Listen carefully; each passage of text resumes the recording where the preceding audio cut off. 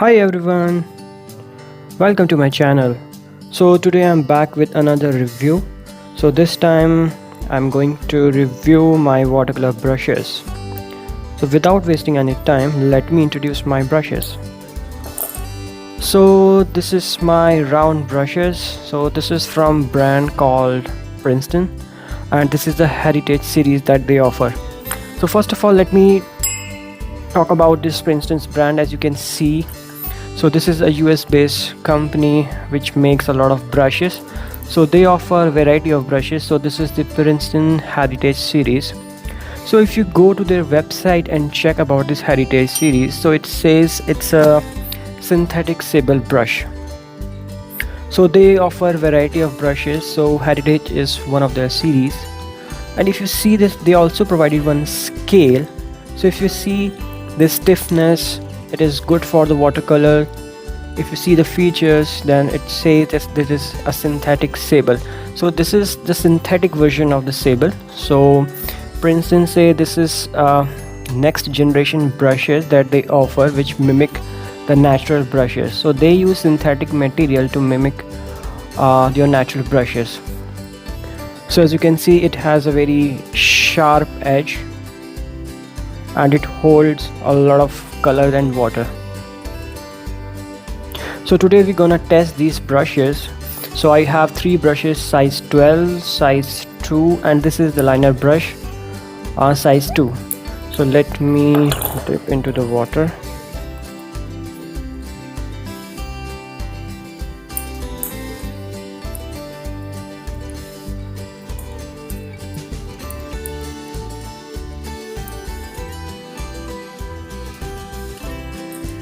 So if you see the sharpness of this brush, if you see the tip here, it's very sharp. So again, as you can see. So let's talk about this build quality. So if you see, I've been using these brushes now for a year. I have no complaint with the build quality. This is the excellent quality that they can offer. So if you see the colors, this golden part here, build quality is really awesome. So I really don't have any complaint. And this golden branding here, it really looks so premium in your hand, and it's really good to hold these kind of brushes. So the build quality is really good with these Princeton brushes. So let me take out my paper.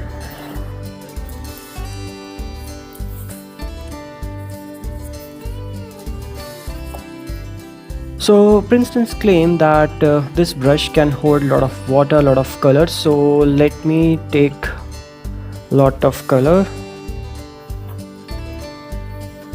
So if I take a lot of color here with this brush, and if I try to create a big wash with this brush,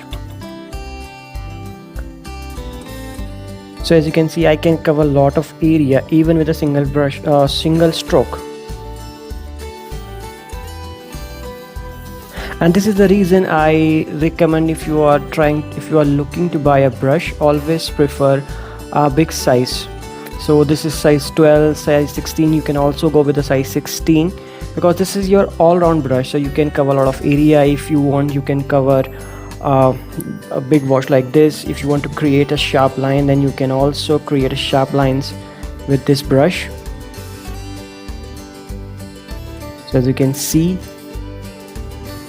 sometimes what happens is in your painting you have to do a lot of detailed work, and if you are not comfortable with the brush like this, you can go for a small brush.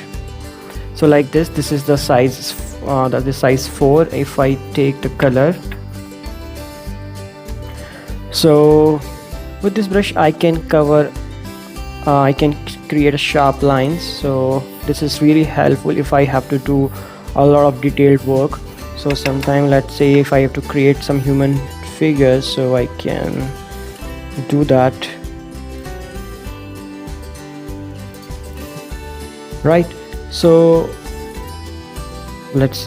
as you can see, I can create human figures here. Let me draw one more.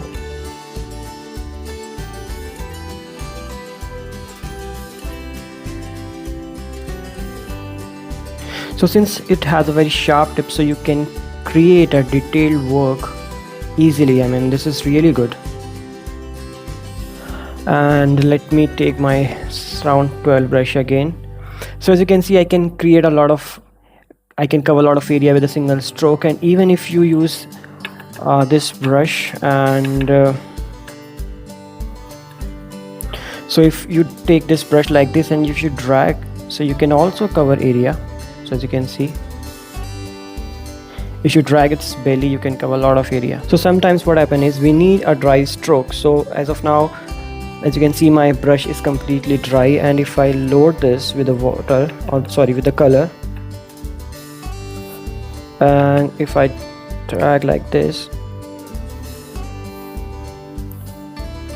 so as you can see, these broken lines.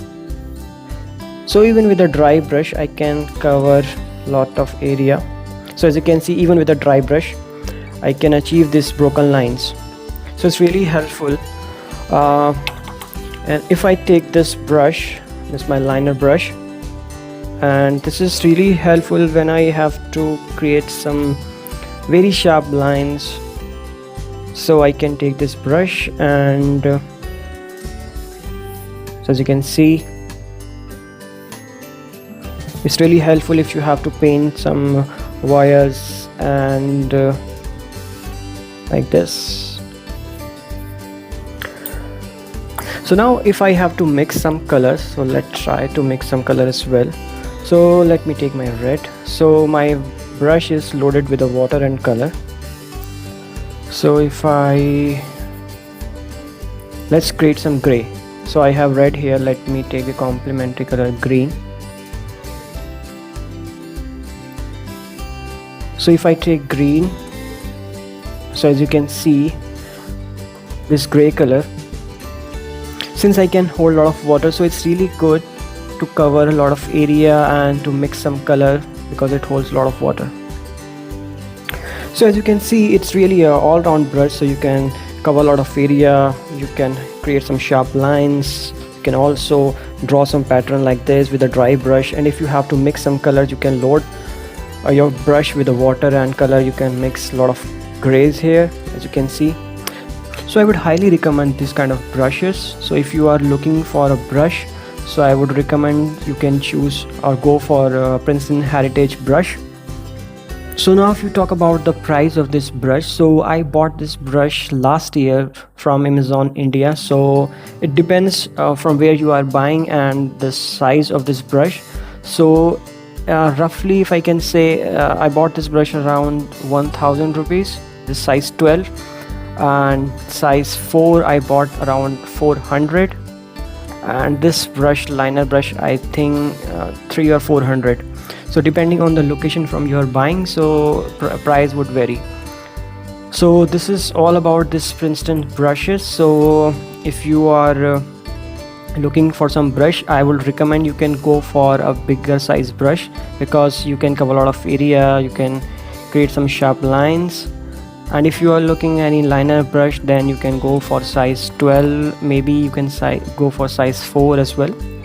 And if you are looking a very small brush, you can go for size 4 or 2, depending on your requirement. So if you have any question for me, you can leave in the comment area.